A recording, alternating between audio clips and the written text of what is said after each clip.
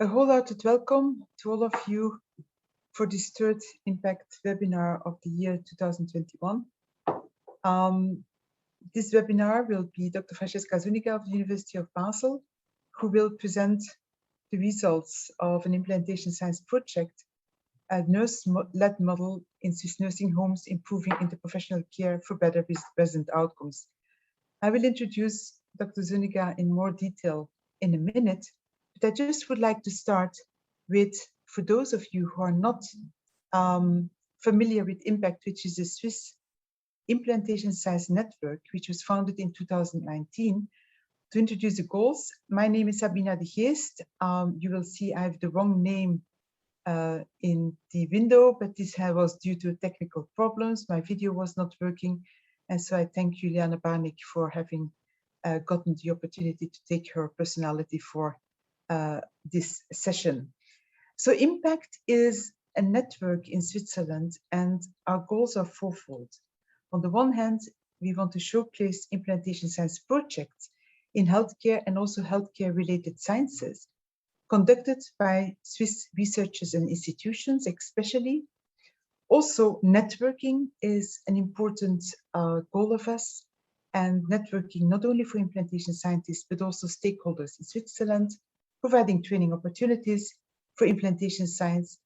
And then as a fourth goal, we have the goal to leverage funding options for implantation science in Switzerland. As already mentioned, today we have a very valuable, interesting, future-oriented implantation science project from a Swiss researcher, Dr. Franziska Zúñiga of the University of Basel. She is a lecturer at the Institute of Nursing Science, and she is the head of education of the Masters in Nursing Science program. She was awarded her PhD also from the Institute of Nursing Science, and she holds master's degree both in nursing and also in theology. Her focus of her research program is health services research and implementation science in long-term care institutions. And Dr. Zúñiga is not only leading a very successful research program, but she's also scientific advisor for the development and implementation of national quality indicators in Swiss long-term care, and is also responsible for 2 academic service partnerships with nursing homes in Basel and in Zurich, and this in order to bridge from the trial world settings to real world settings, so really influencing practice field of care. I will give the floor to Dr. Zúñiga. I would like to invite all of you during the lecture to enter your questions in the chat function.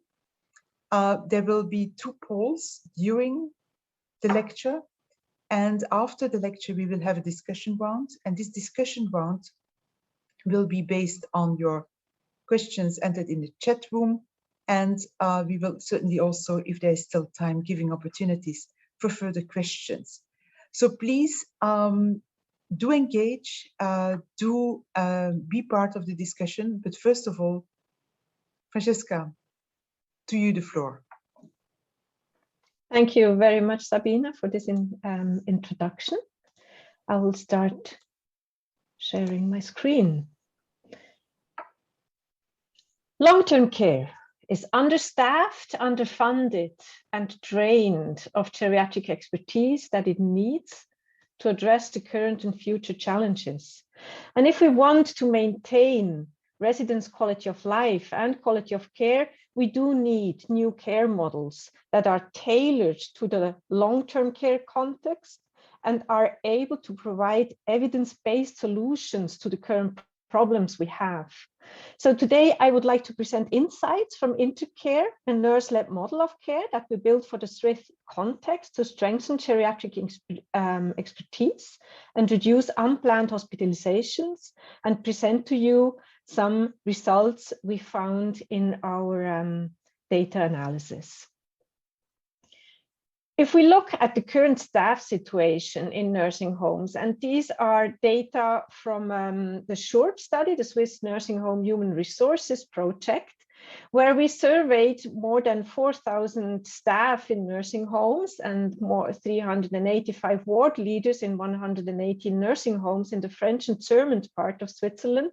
And we asked staff, do you have enough staff to get the work done? Only 50% agreed. If we look at the question, do we have enough registered nurses or qualified personnel to provide quality resident care? Only 71% agreed. And if you look at ward leaders, they say only to 58% that current staffing is adequate or very good in comparison to current workload.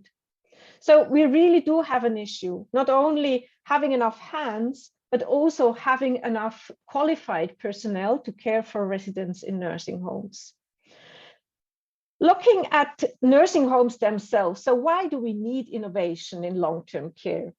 Nursing homes increasingly care for very frail residents with cognitive impairment who are multimorbid and have polypharmacy. And if we look at these staffing levels and grade mix, they just do not fit residents' profiles and needs. Moreover, nursing homes are under high financial pressure. It's not that, oh yeah, let's hire more staff. They do not have the finances. And on the other hand, the labor market for registered nurses is dry. There is no one out there to be hired.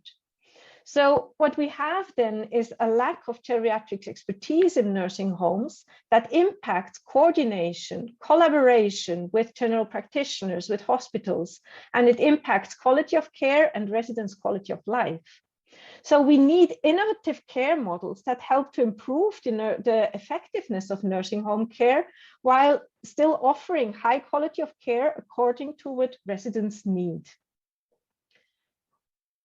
We did a sub-study in SHORP, and I refer back to it because it so well supports what we then find in INTERCARE. There we interviewed 19 nursing home administrators and nursing home directors, asking them, because these were selected because they had very good results for the national quality indicators. So we selected them and asked, so how do you produce quality of care? Why are you so good with the quality indicators? And they told us different things, which you see in this circle. So one thing we really perceived is they lead with commitment, with a vision of where they want to go, with a heart for what they're doing. They lead by example and with knowledge about what they are doing. And they also said we need to create appropriate framework conditions. And one thing that I want to stress here is they all said we deploy key staff. And the key staff are the ward leaders on the one hand, and the experts, the geriatric experts. So they said we need both key staff in management and in the geriatric expertise to help bring about this quality of care.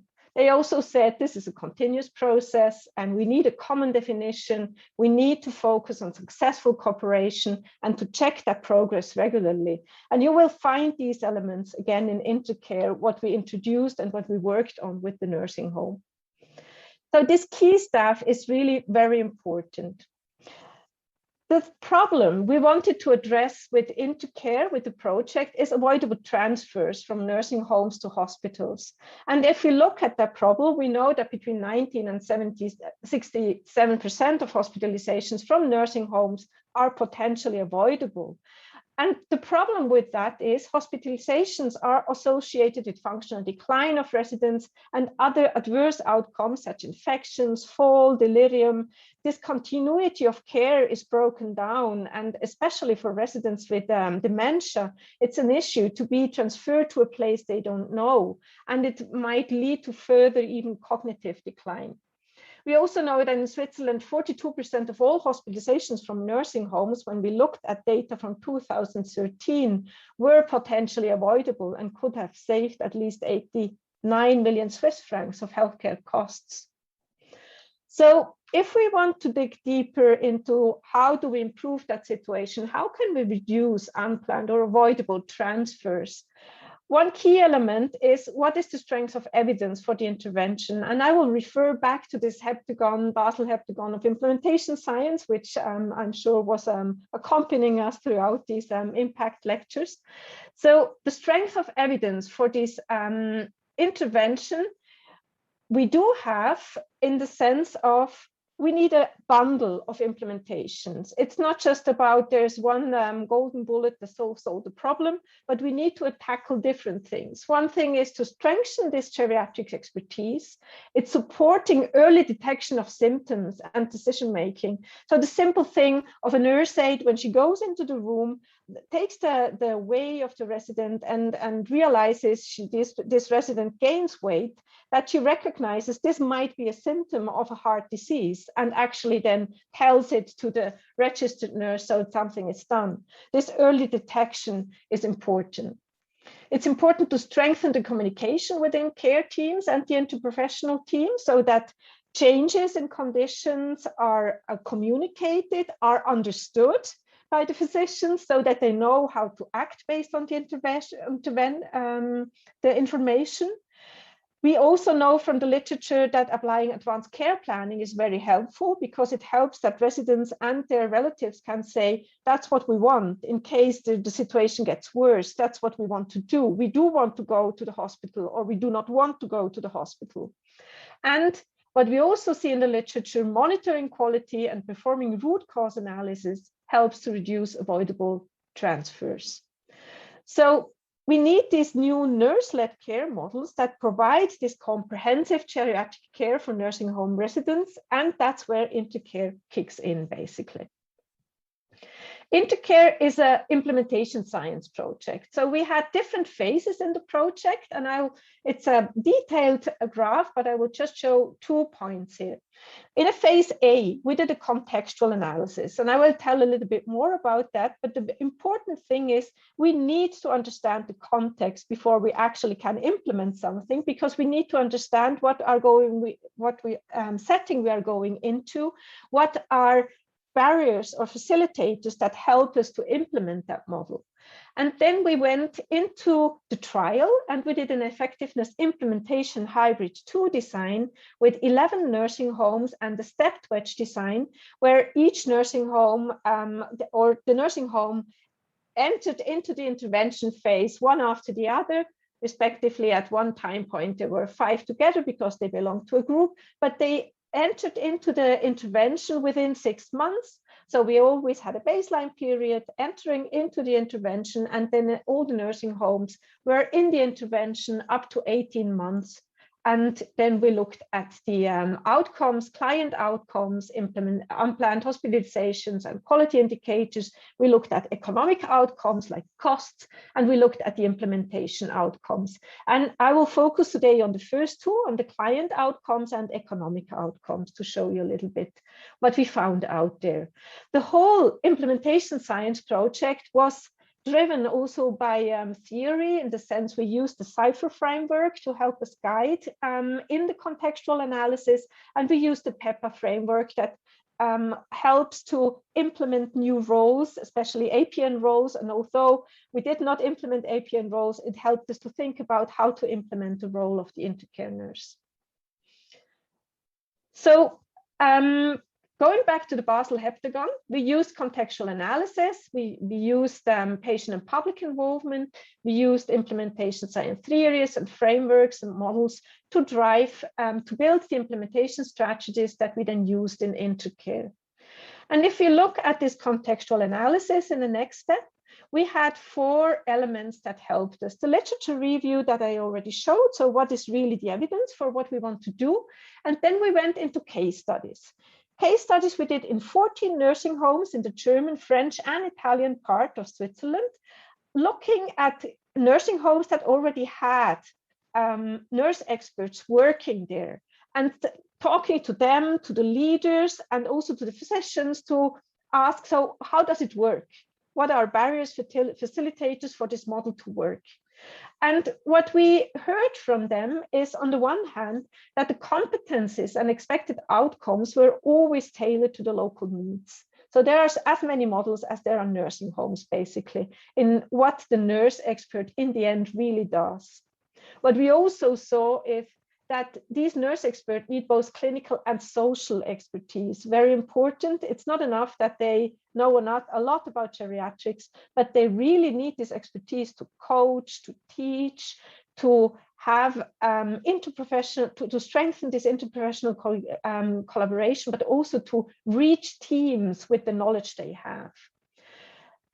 We also saw the importance that there is really a shared vision and mutual respect between leadership, nurse experts, and physician. That's an important condition. And if that doesn't work, if there's too much hierarchy there, it's difficult for the nurse expert to actually develop their role in this context. We did then a stakeholder survey with about 15 persons from also different parts of Switzerland in 2 Delphi rounds, asking them what should these nurses have as competencies and expected outcomes. And we had a list then what we would expect them to do. But the focus that we heard from the stakeholders was they are expected to coach and empower care teams. And it's very important that they do not just sit in the office and go there when they are called, but then they work clinically, that they are really on the units, supporting the teams, doing work with residents themselves, being also an example, but support teams also in guiding them how to do their work. And they also said, but we already saw in the case study, there is no one model that fits all, because nursing homes are so diverse. We have nursing homes with 5 residents, up to 900 residents. We have many different organizational formats. So it's really important to fit the local context with the model. And then we did workshops with residents and relatives, and asking them, so what are your expectations when you have an acute situation related to that aspect of how do we handle transfers to the hospital? And what they really told us is in acute situations, they felt left alone with the decision about hospitalizations. They did not have a partner in the nursing home with whom they could talk about how to decide about this, which is a sign that the staff that is there, they are excellent in the things they do, but for some situations, they just don't have the expertise to do this consultation, to help them in this decision making. And the residents would expect partnership and communication, but often they told us that often they passed by the nurses and went directly to the physician to be able to talk about these decision making, which just showed us, yes, we need to strengthen this geriatric expertise so that locally we have the expertise to support residents in the situation. Based on this contextual analysis, we then developed the INTERCARE nurse-led care model as a complex intervention. And based on the literature and everything we saw, we decided on 6 core elements. On the one hand, we wanted to strengthen interprofessional collaboration, talking with nursing homes about what are the structures and processes they have in place and how could they improve it to strengthen this. We introduced the INTERCARE nurse. The INTERCARE nurse is a nurse that has at least 3 years experience in long-term care, is at least a registered nurse, and we did not ask for more than that because that's just what's there in the nursing homes. It's not that every Swiss nursing home has an APN. We just do not have enough APNs in Switzerland to provide them with these high-level educated nurses. So we said, let it be at least a registered nurse and we will train them. That was one of the implementation strategies, that we build a curriculum of 360 hours to train these nurses, give them the geriatric expertise to work in these situations. We also taught them how to do a comprehensive geriatric assessment. I have to admit that was difficult because it's difficult to implement that really. So this element we still need to work on when we go further with INTERCARE. Very important, advanced care planning. So we said at the minimum, every newly admitted resident talk with them about whether they want to be hospitalized or not, whether they want to be resuscitated or not, and whether or not they want antibiotics when they have an infection. And this, I will show afterwards the result. This was a key to address this issue of reducing unplanned hospitalization. We also introduced evidence-based instruments that were coming from a project done in the US called INTERCARE. And with these instruments, we wanted to strengthen the whole communication process from the nurse aide to the nurse to the physician. So the first instrument we introduced was Stop and Watch, which is just what it says. Basically, it's an instrument the nurse aide could take into their pocket when they went into the room of the resident, and it gave them different symptoms they could look out for. And if they saw one, they just circled it on the form and gave it to the registered nurse to say, I saw this, please go and check.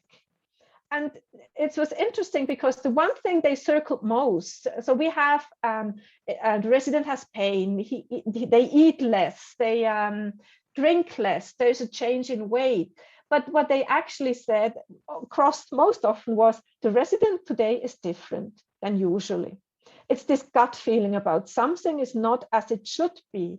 And for the nurse aide, that's difficult to say, what is it? But at least she had this possibility to say to the nurse, something is not right, please go and check. So that was something that Stop and Watch contributed. For the nurses, we introduced ISPAR, which is a structured communication instrument to talk to the physician, really identify themselves, say what the situation is in an acute situation, what's the background of the resident, what is their assessment of the situation, what would they recommend?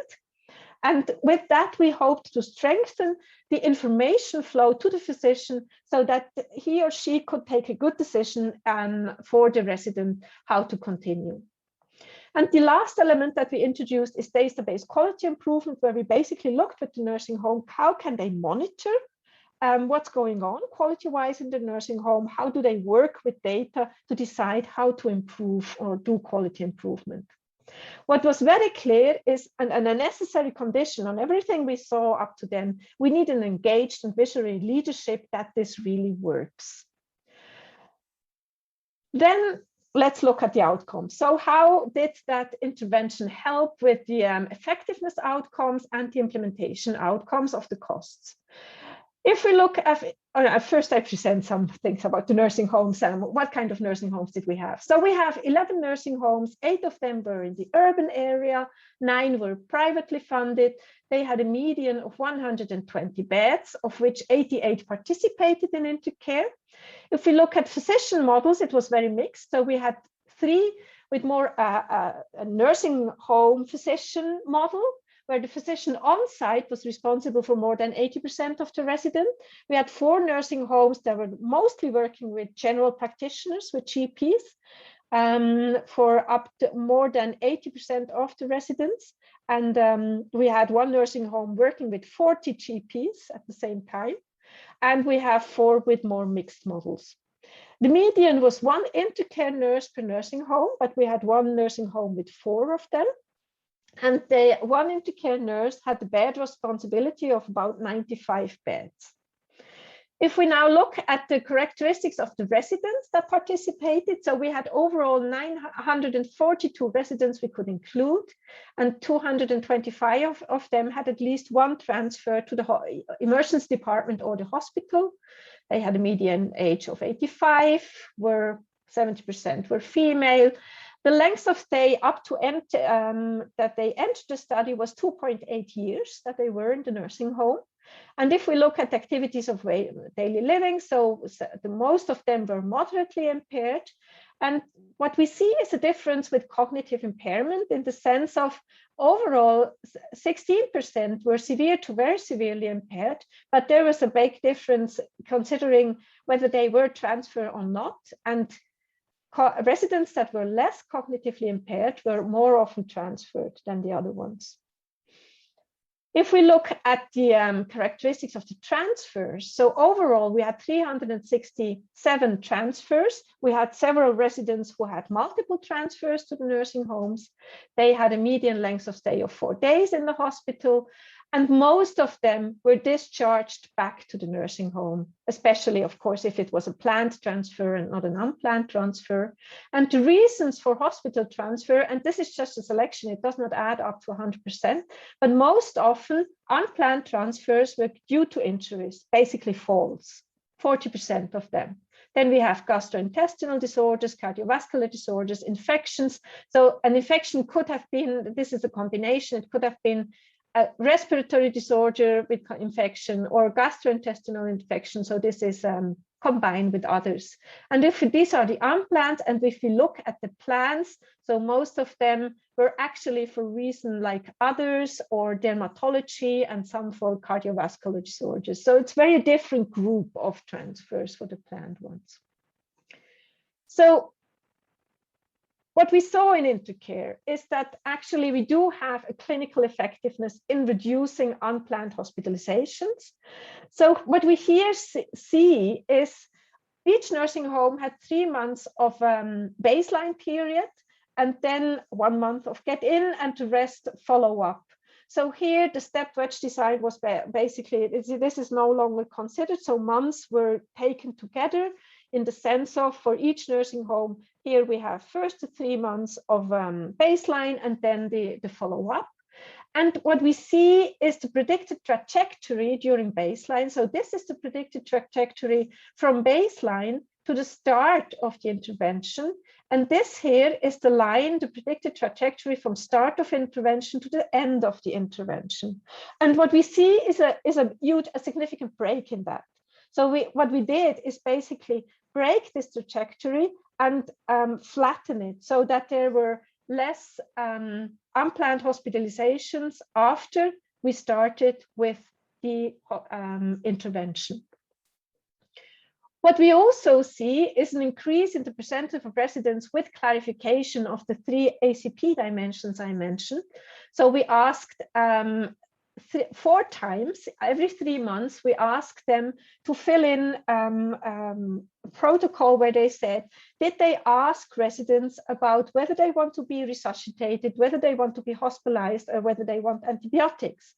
And in March 19, we started very low. So very few residents were actually asked about these. And we see here going up with reanimation, so from 55 to 87% at the end of the intervention that were asked about whether they want to be resuscitated. 82% were asked about whether they want to be hospitalized or not, and almost 70% about antibiotics. And this, just to really clarify, this is not that 82% want to be hospitalized, but it's really just about were the resident asked about. It's not about the answer they gave. We were not interested in the answer. But we see that they talked more during the project with the residents about what they actually want to do. So I would like to go to the first poll, the sense of looking at the Basel heptagon of implementation science and all the elements that belong to an implementation science project. So what do you think, which element was key to make INTERCARE work?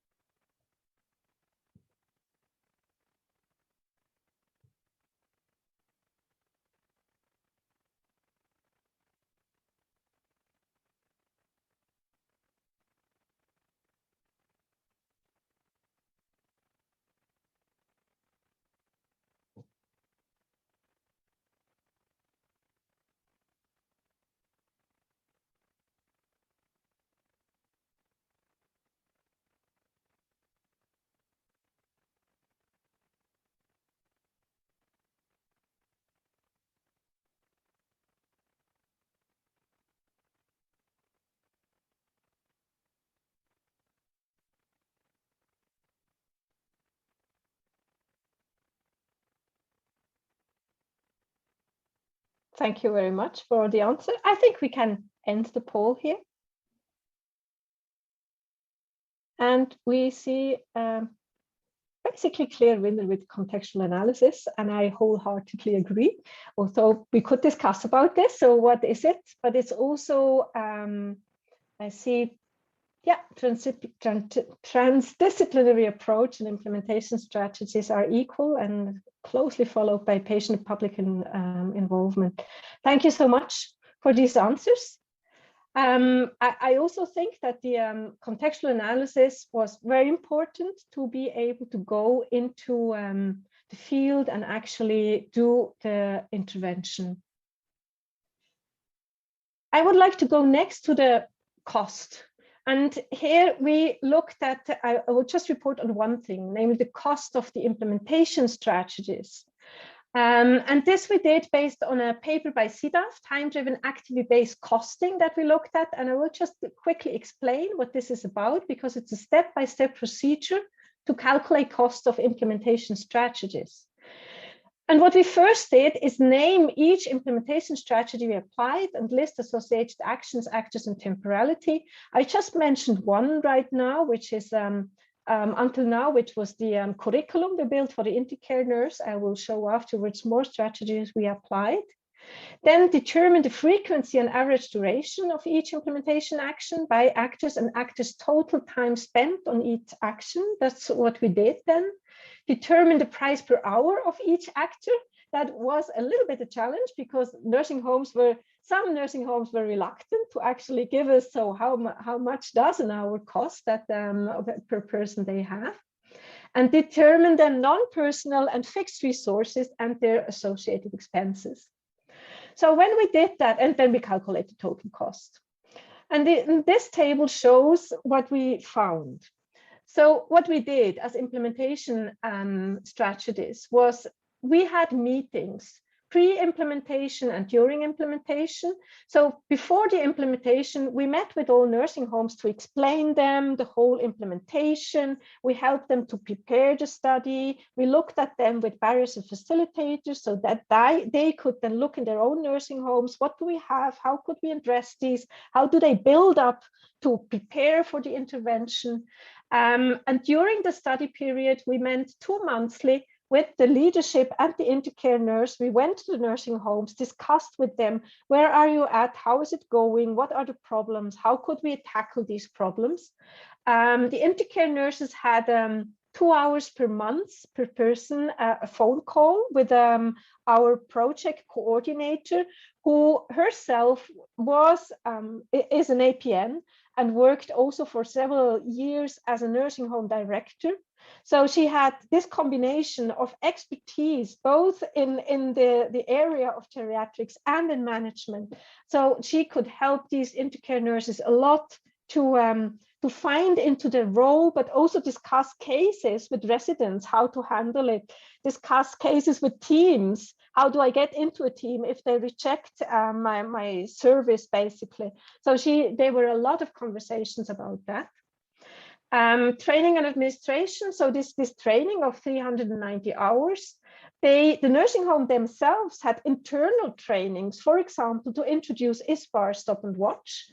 And we had administration and internal coordination, where the nursing homes wrote down the hours they used for these projects.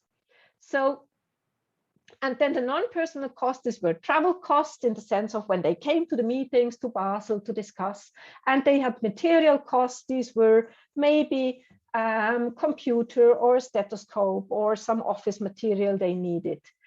What we see here is if we look at the cost, so we have here the cost, and this is always average cost per bed, taking into account local wages. So we really knew of everybody how much they earn. And then we could calculate it per nursing home with this local cost, and then look, so how many beds does this nursing home have? And look, so that in the end, we have a total of 685 Swiss francs that is implementation cost for the nursing home. So we took here the perspective of the nursing home. This is as one person told us, because he did a calculation before he started with the intervention, how much that will cost him, so that he could talk to the CEO of the nursing home. So what would that mean? And it was much more than what he calculated then. It was an intensive project for them. These elements here are things we did with them. So it's basically our implementation strategies to help them put this model into practice. The other things below are things they did internally to make the intervention work. And I would like to address this here more. So we have now what it costs for the nursing home. And now if we look at our strategies, what we did. So in the 1 year after we, at the end of the intervention, we asked the leadership and the intercare nurse about the different implementation strategies we had, and asked them, do you think that, how important do you think were they for a successful implementation? So what we had, for example, is we had a binding contract at the beginning of the project where they really signed, yes, we will participate. We supported them in the role development, especially, and you see that here also, the leadership, 74% of the leadership persons said this was very important for them to successfully implement intercare, helping them think about this intercare nurse role. While for the intercare nurses, that was less important. This is the orange line. Preparatory meetings, around 40 to 50% thought that's important. Then this training, the content, very important, 50% of the leadership, 56% of the intercare nurses. When we were talking to them, they have said several content was repetition for them, in the sense of they knew that it was just not present. So it helped them to be more specific then, but it's not that they learned totally new things, they just didn't apply it.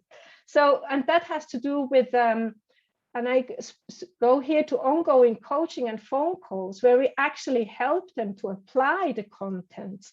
And there 71% said that's important, very important for them for a successful implementation. While for leadership, of course, maybe they just didn't realize what was going on in these phone calls, so they thought it less important for the intervention. We have this ongoing consultation, around 50%, ongoing project support, very important. That meant that we were reachable for them, helping them with questions that popped up. And then we have 4 items about audit and feedback, where interestingly, the intercare nurses found that more important than the leadership. Maybe because it was newer for them, they weren't used to work with data, and it really helped them to get a view of what's going on in their nursing home. But what we see when we look at that, I had these arrows, but basically I said it now. If we look at core implementation strategies from the nursing home perspective, it's this ongoing project support, ongoing coaching, support in the role development, and this audit and feedback. If we look then at the investment we did at a research team, these were the most cost-demanding implementation strategies. A lot of personal hours of our project coordinator went into that. That's what's basically a 100% position, just doing support of the nursing homes. So for us, if we look back, Intercare succeeded in sustainably introducing this new model to strengthen geriatric expertise, improve resident outcomes. But we also see, but I didn't show that now, but we see a potential for cost effectiveness. So this trade-off between what nursing homes have to pay as a salary to the Intercare nurse, and they every time a resident goes to the hospital, they lose revenues because they don't get money from the insurance company for the care they give. So they lose that money, but they have less revenues lost because residents stay now more in the nursing home. And there's a trade-off between what they get and do not lose based on, because they keep the residents in the nursing home, and the salary they pay for the Intercare nurse. So there is potential for this cost effectiveness. But then the question that comes up now for us, looking back, is, so INTERCARE works, it's in a change, and it helps nursing home to improve. How much consultation and coaching is needed from a research team or for a consultation team to bring about that change? And how do we decide about flexibility of this dosage? So could we do it the same with less coaching, with less project support? Can we do it depending on the context of the nursing home? How do we decide beforehand which nursing homes needs how much consultation and coaching? And that overall is a question we are driven with. And we want to scale up INTERCARE. So that would be my next question. If you were to scale up INTERCARE, which implementation strategies would you focus on? And you get in the poll several where you can choose, and I would ask you to choose the 3 most important ones from your perspective.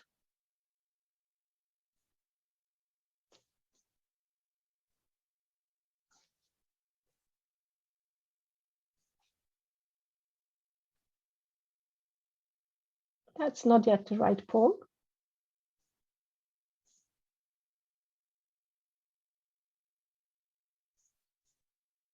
I'm sorry, I'll be quiet with.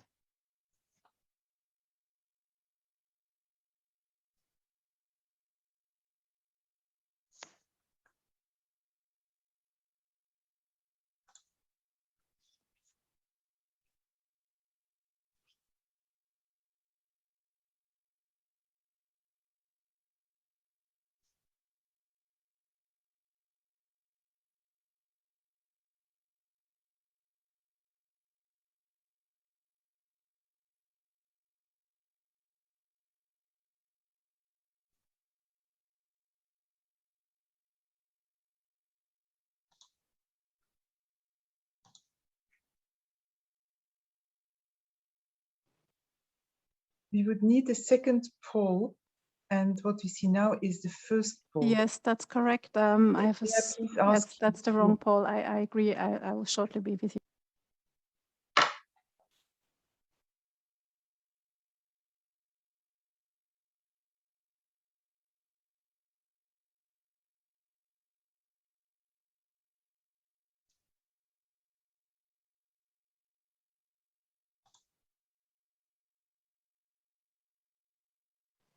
We apologize for the inconvenience.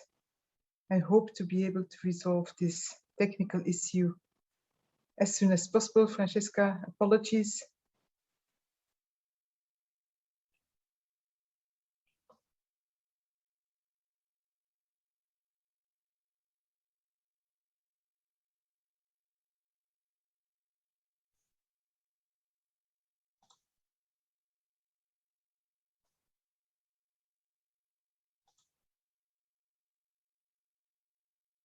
Well, maybe I just end my presentation, and it might come later, the poll. Yes, I'm very sorry. I will. I'm not able to produce it right now. I have to double check that. In the beginning, it was all fine. Yes, but let's kind of continue now, and please resolve it in the meantime, and we might do it at a later point. So apologies to everybody participating, as well as to Dr. Zúñiga. No worries. I would have liked to see what you think, but then so what? If you look at all it, so what we need is to further refine, evaluate, and scale up care models that strengthen expertise, and we need to support organizations in implementing such models. And that's really, for me, the next challenge we have. How do we support nursing homes in this implementation? We are right now preparing INTERSCALE, which would be then a hybrid 3-cluster randomized trial to compare different bundles of implementation strategies regarding their cost effectiveness to introduce such a model. And I also think, apart from that, we need to refine our understanding of factors that influence quality of care and how to improve the latter within organizations that implement such innovations. And I'm thinking there about these key roles, because we put now a lot of effort and thoughts into the INTERCARE nurse.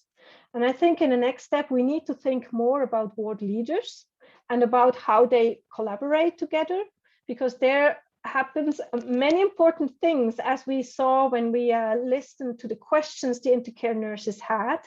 How do management and this expertise role, how can they best collaborate in a basically shared governance to bring about quality of care? And we also think we need to look at physician models. With 11 nursing homes, it was just not possible to look at that more in depth or look for do any significant testing. But just what we heard and what we saw in all these conversations with the nursing homes, there is an issue there. And it's just easier to work with physicians that are on site to move forward in the improvement of medical care or healthcare provision in nursing homes. Thank you so much for your attention. Thank you so much, Dr. Zúñiga. And I just wonder if Aviel could resolve the issue with the second poll, because it would be an opportunity to still show it before we dive into the discussion.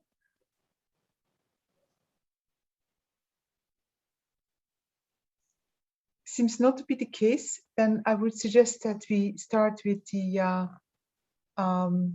discussion, and I will go to the chat function. And Franziska, one of the questions is, how did you prepare the first interviews to the 19 nurses? Were they unstructured interviews, or are they based on some implementation research framework? And this is Elena Peruzzi who asked this. So if Elena Peruzzi could be unmuted so that she also, if she wants, can further elaborate on this question. Elena, to you the floor. Good evening. Good eviding to everyone.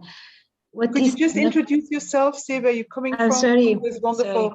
Sorry. Elena Peruzzi, I am the evidence generation head of Novartis Medical Department. We and my team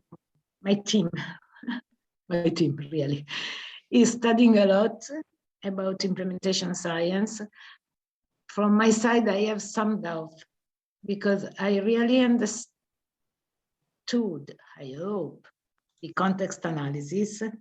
What I miss is the pre-context analysis.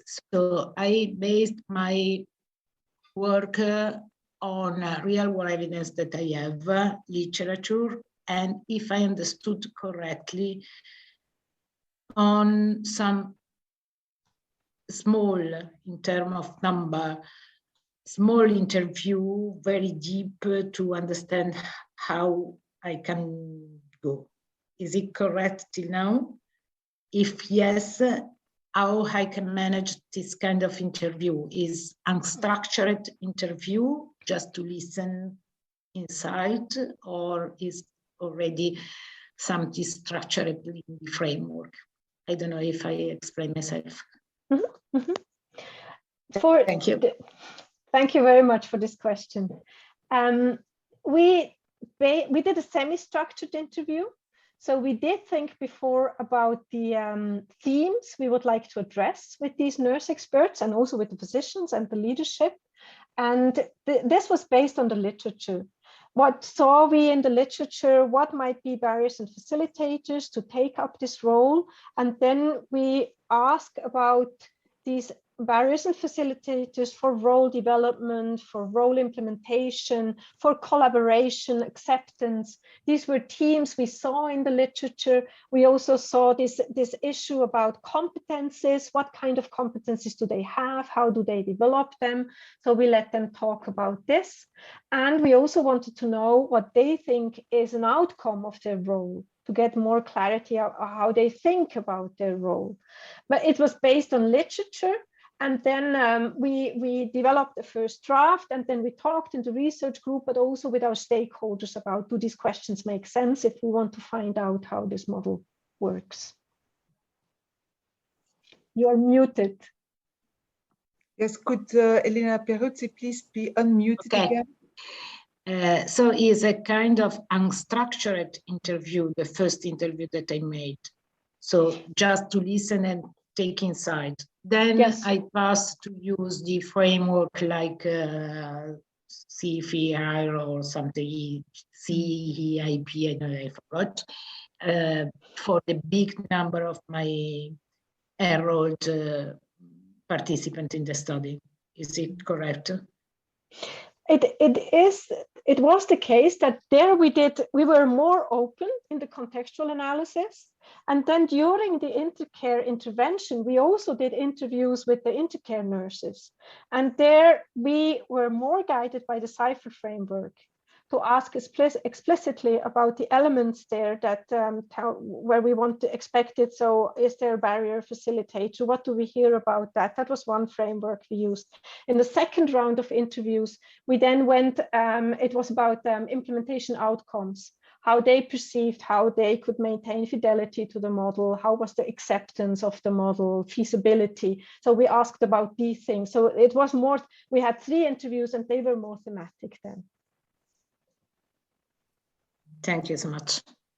Elena, it is a whole challenge in order to get into the implementation science paradigm. It is not the easy part. And I am understanding now. Yes, and each of these different, as you see, you know, the whole methodology is much more complicated than if you do an RCT. However, if you know that the goal is, and this is clearly also shown by the work that Dr. Zúñiga has done, to really land in real-world settings, despite the variability of context, despite the fact that some of these nursing homes, you know, showed different characteristics, to develop an intervention that was acceptable and that also could take off in these different nursing homes in the Swiss setting. This preparatory work, I always say it is like a runway if you want to get a jumbo jet into the air. The runway is very, very long. Now, this whole preparatory phase is methodologically, you really need to work that out. And you can't say you need to do it this way or that way. It is really, you think it through with your implementation science team. And typically you work together with implementation scientists who can guide you, you know, in your specific topic, because, you know, you will not study nursing homes, I presume, in the work you're doing at Novartis. So it is, in that regard, very much also linked to what is the topic? What is the jumbo jet? What is the content of the jumbo jet you would like to get into the air? But what is absolutely different with an RCT is that the runway to get into the air is much longer. However, if you do it well, you're successful. And this is typically in non-implementation science studies is not part of the methodology, meaning what you end up with might be a wonderful study in which you generate a lot of knowledge, but you will not land into real-world settings as successfully. So the whole question is, what do you want to achieve? If you want to achieve impact in real-world settings, faster research pipelines to get specific, in your case, products launched, it asks already in early phases to think this through. And so this is something that is taking some frustration and some kind of thinking through. But if you work on your own project, what we also see is that people succeed primarily by application, doing it in their own project and trying to apply it, working with implementation scientists in order to then roll it out afterwards. So, but it's not easy. So the phase you're in is absolutely normal. I am coming from hygiene. So I am coming from that word. Then I start with RCT. Now I am trying to put together the methodology, the strong evidence, the real world evidence, and I miss really the part of the qualitative one. So thank you for your lesson. Mm-hmm. Good, we go to the next question, and that's a question which is from Claudia Mischke. And she asked Dr. Zúñiga, are there any reasons why the study was not designed as an RCT, at least with regard to effectiveness testing? I think this is a brilliant question, which really kind of gives the opportunity to Dr. Zúñiga to also teach a little bit about implementation science and how you work with strength of evidence in implementation science and work with the different hybrid designs. Franziska. I don't know whether Claudia wants to expand on the question. You unmuted yourself. Yes, maybe we know each other, but maybe I introduced myself. Just introduce yourself. If we can see you, that would be wonderful. You don't have to, but yes, I do. Just introduce yourself, say who you are, and it's always lovely to know who is with us. Yes. My background is nursing and health science, and actually I'm the head of the Department of Healthcare in the Institute for Qualität und Wirtschaftlichkeit im Gesundheitswesen, short or mostly known as IQWIC. I'm sure some of you know it. And one of our works is to develop evidence reports for national guidelines in Germany. And thereby I'm always confronted with questions to the healthcare settings. For example, we support guidelines for dementia. And of course, there are sometimes questions we have to answer to care models. And so I'm very interesting. I really enjoyed your presentation, and I think it's a very exciting and also a long needed study we needed in this context. But I asked myself, why didn't you do RCT to get more information about the effectiveness of the evidence, because it would help in my work, of course, and it also maybe would help to get a more implementation effect. Mm-hmm. Thank you very much for this question. That was a thought that went through our minds at the beginning. And one thing that was clear very early, that INTERCARE is a heavy workload project for the participating nursing homes. And it would be, and one of the heavy parts is the data collection, actually. Because to get all these hospitalization data, it's a lot of things to do for them. So we were really hesitant to ask nursing homes, you know what, we have this great study, please just collect data for hours a month, but you won't get anything. So the question was, could we give them something for participating? And one thing could have been to have like two arms, first to one arm and then the next arm. And then the stepwatch design came up, and we thought that might be a good idea to do it this way. We wouldn't do it this way anymore, I have to admit. On the one hand, the get-in period, or no, the baseline period was too short with 3 months. Next time we would do it longer. And then it would already have made more sense, because then we would have more data before. And then we would have at least still everybody gets the intervention, but they would have provided more data. But it was really about the burden of data collection. And we, given how the nursing homes, the situation they are in, to find nursing homes to want to participate in a study, they really need to get something back. And I think that's a key in nursing home research, to think about what to give them for that participation. But in the interscale, we are now thinking about the RCT, because there we will be able, or what we want to do is compare different strategies. So both nursing homes will get something that is a better position to do an RCT, I think. Franziska, may I also add some element into the discussion? I mean, it was not that you started from scratch in terms of level of evidence. There was already INTERACT. So I think this is a major argument that there was already evidence available on the effectiveness of this complex intervention. This is typically a situation where you have some let's say you have your literature review, you see evidence.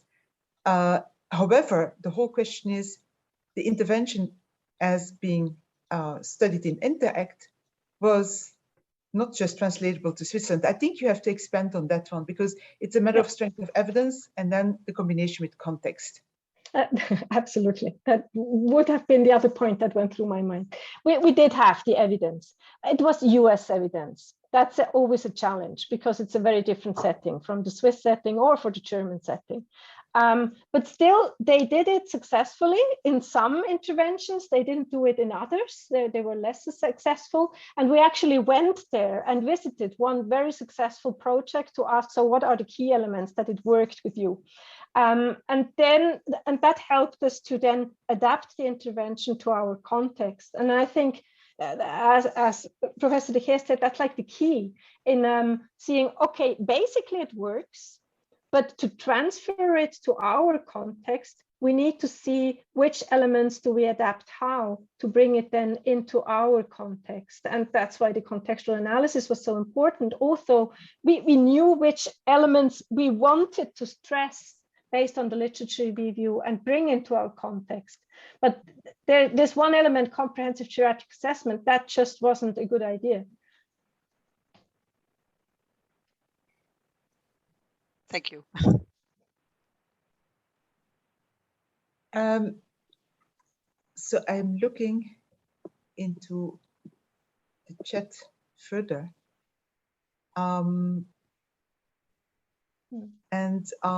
see that Giovanni Pellet, perhaps you can ask your question yourself. Giovanni, please introduce yourself and then address your point of discussion to Dr. Zúñiga. Well, thank you. Yeah. So I'm a PhD student in the Institute of Higher Education and Research in Healthcare in Lausanne University. And I was just wondering, Franziska, to which extent did you had to tailor the different implementation strategies depending on the specificities of the different contexts of the nursing homes and depending also on the identified barriers and facilitators, and also to which extent did you have to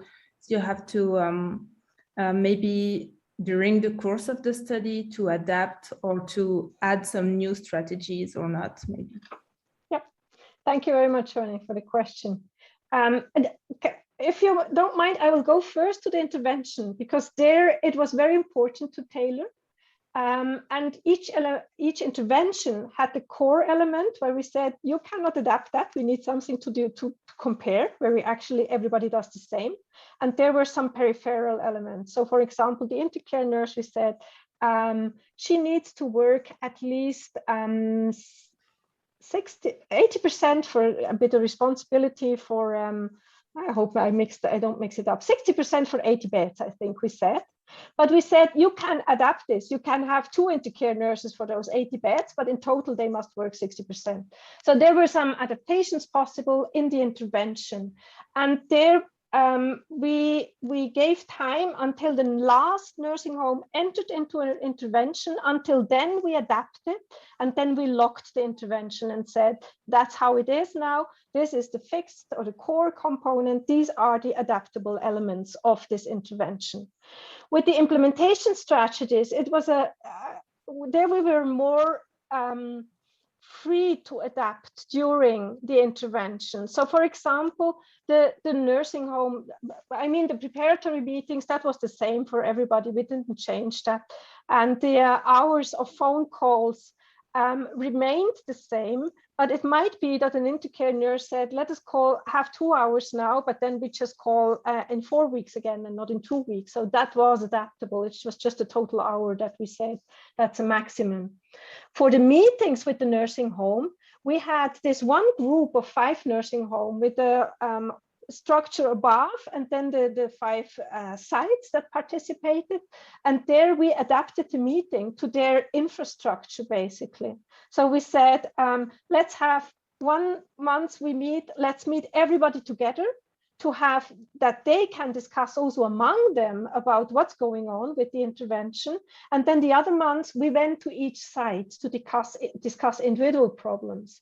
So there we had this adaptation based on what they said. And for the meetings, it was also, we left it to them who participates. So for example, we said at a minimum, the leadership and the project leader or the nursing home director and the project leader needs to be there.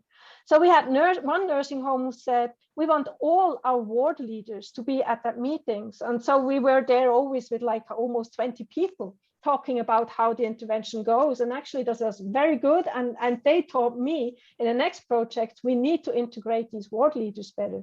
And other nursing homes, it was just the nursing home director and the intercare nurse, and that was it. So there we adapted as well. But it was really, it's not that we see then, oh, that was very different, because in that nursing home where we just had the 3 persons, the intervention worked excellently. They just had different internal structures to then work further in the nursing home. But yes, we did adapt the strategies. Thank you.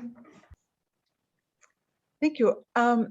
Franziska, I have a question to you in terms of, you refer to this leadership element. And so we know that in healthcare, we have very variable levels of quality of leadership. The nursing homes that participated were nursing homes which voluntarily said, we would like to be part. In terms of scale up, how will you deal with the fact that you will have probably not such good leadership in nursing homes who would participate? Will you have to adapt your intervention, your implementation strategies to allow intercare to land also in these settings which are more desert? You were working very fertile soil in intercare. So I just would like to have some reflections on that part, thinking about moving forward with interscale and knowing that the more nursing homes you will include, the more challenges that will pop up with perhaps leadership that is not so strong, and therefore the landing of your intervention might be much more challenging in a specific context. That's a very good question. And I will first tell a little bit about our experience based on the INTERCARE project. We did a study, a course, a certificate of advanced studies for that is now, we have like 18 students there together with the nursing homes where they work. And there we offered a module. So it's basically teaching them what we taught the intercare nurse, but we have an additional module where we invited the nursing home leaders so that they could discuss with us about this implementation in the course. And there are 2 nursing homes that participate in this module, and we already see the change, that these are different kind of nursing homes, highly motivated. They really want this model to work, but they just, well, I don't know word in English. For everybody who speaks German, they want the eierlegende Wollmilchsau. They want an intercare nurse that does everything and just works 20% and looks out for 200 residents and coaches 8 wards with their teams to take care of and bring this geriatric expertise. And just to adapt these expectations and tell them this is a person who takes up a new role and you need to carefully introduce this. She will not in the first month do everything that you are missing that you were missing for the last 20 years. So to work with leaders about their expectations on the role and of the changes that are possible, that will be a key element in the scale up, that we work more in depth with them about what it means to do an organizational development, because that's basically what we did. We changed those organizations. We changed a lot in the structure, because introducing a new role is not just, oh yeah, there's a new role and everybody continues like before, but all the roles related to that change as well. And this is a difficult process and can cause a lot of resistance.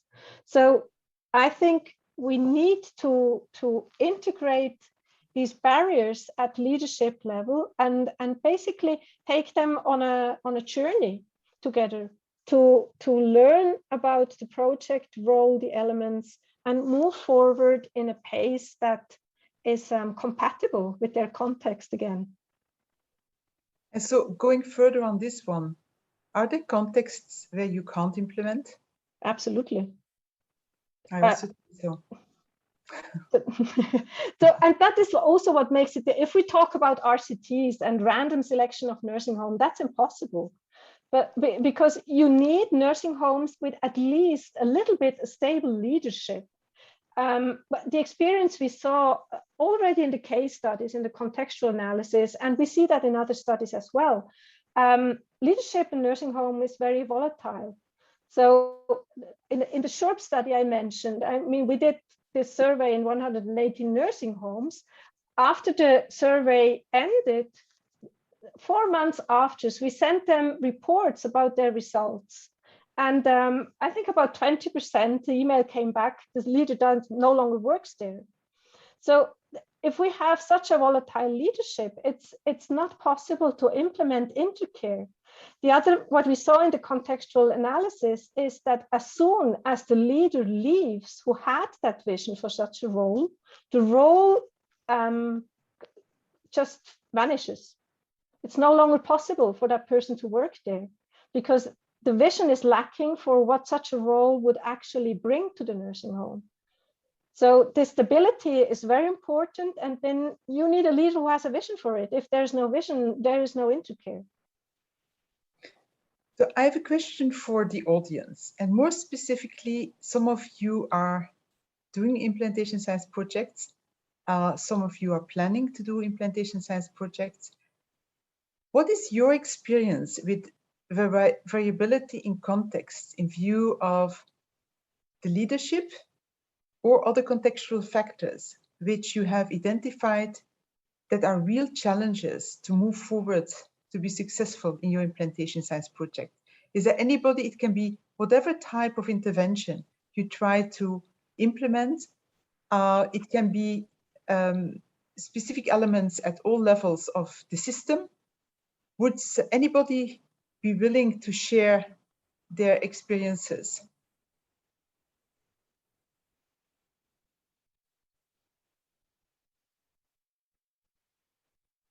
Filipa Ventura, please introduce yourself. And we are very, very curious.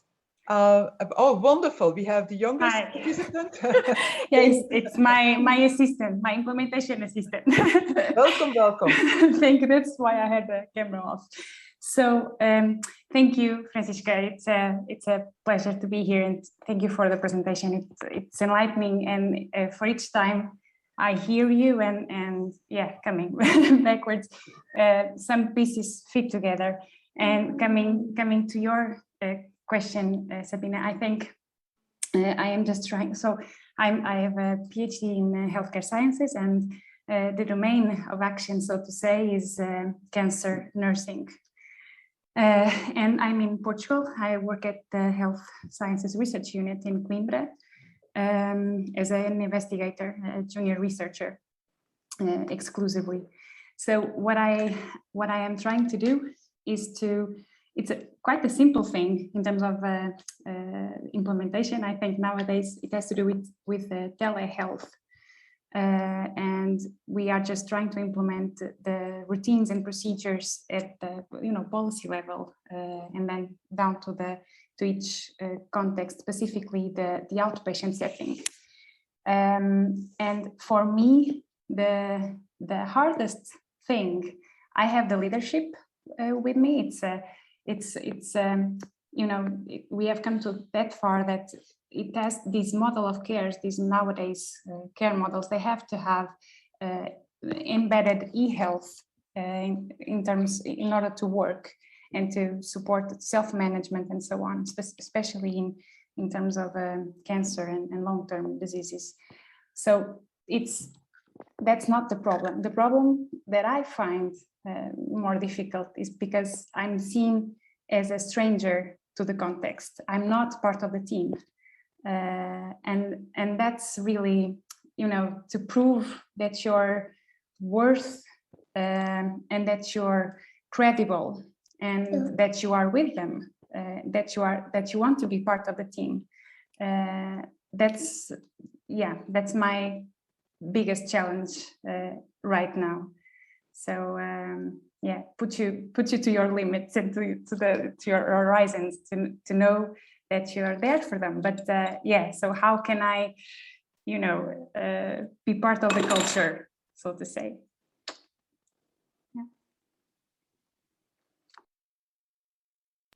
Franziska, would you like to comment on Philippa's remark? I certainly also have some reflections which I would like to share. I can just comment on INTERCARE, and I can very much relate, Philippa, to what you say. And for myself, I worked for many years as a quality manager in a nursing home. Basically, what people tell me is I speak their language, which actually helps. But I think even irrespective of me, this project leader who speaks their language, and a project coordinator that did all the coaching and was the person in contact with the nursing home, she was key in the whole thing. And since she worked for more than 10 years as a nursing home leader, she was just the perfect person to do that.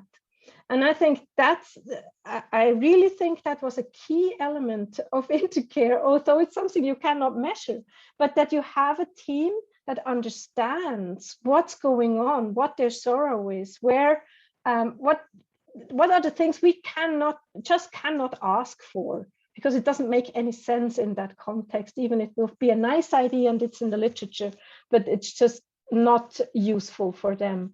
And to have an implementation team that knows something about the context, I think is key.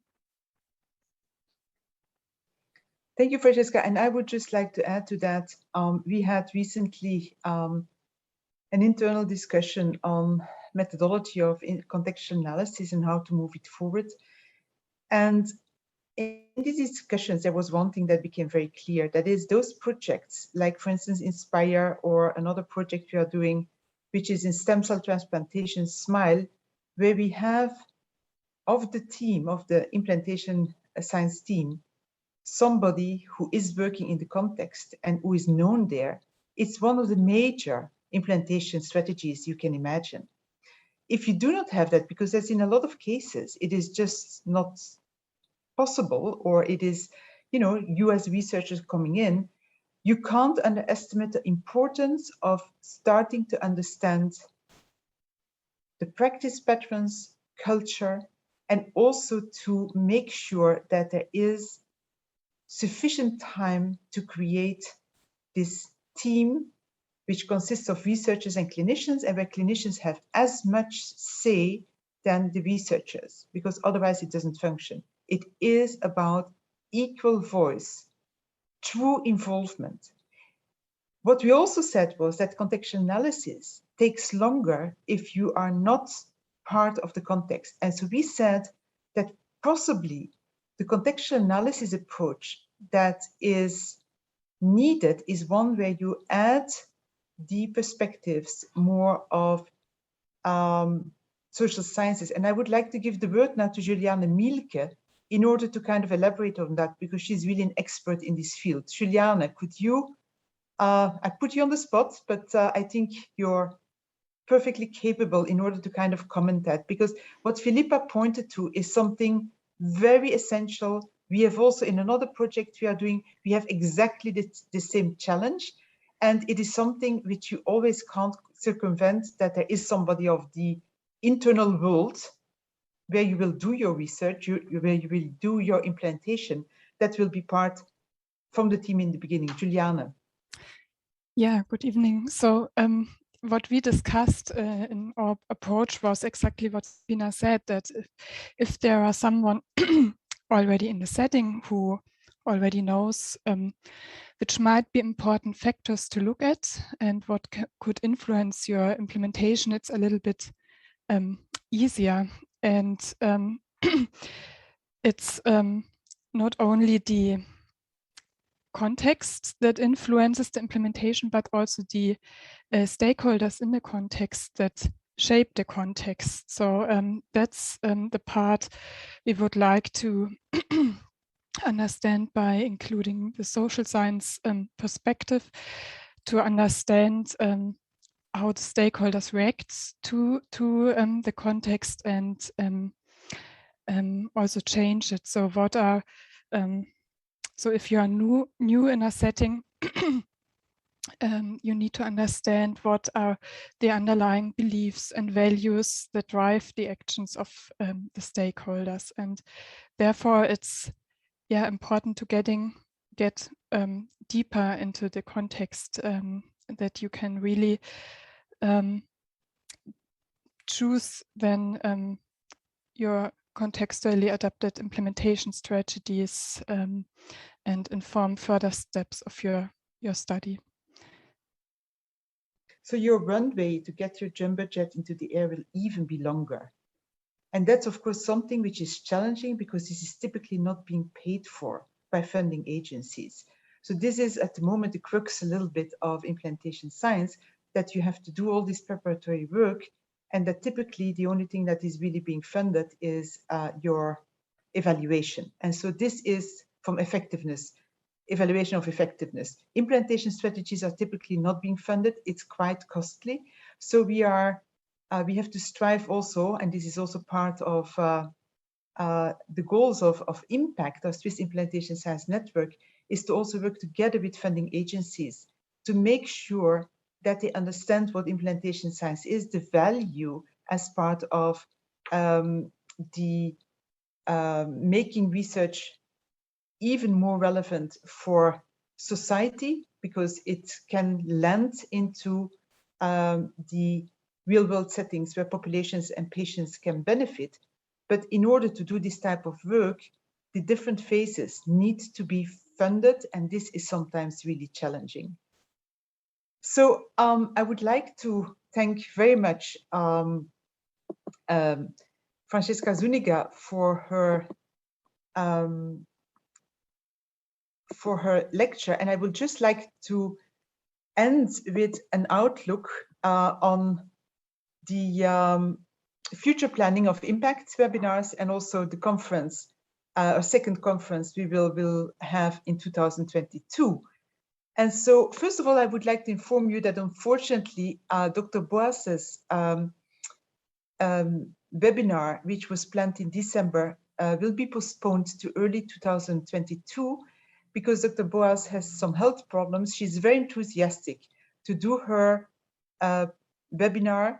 There are a lot of registrations, but we have to wait a little bit before she can join us here virtually in Switzerland.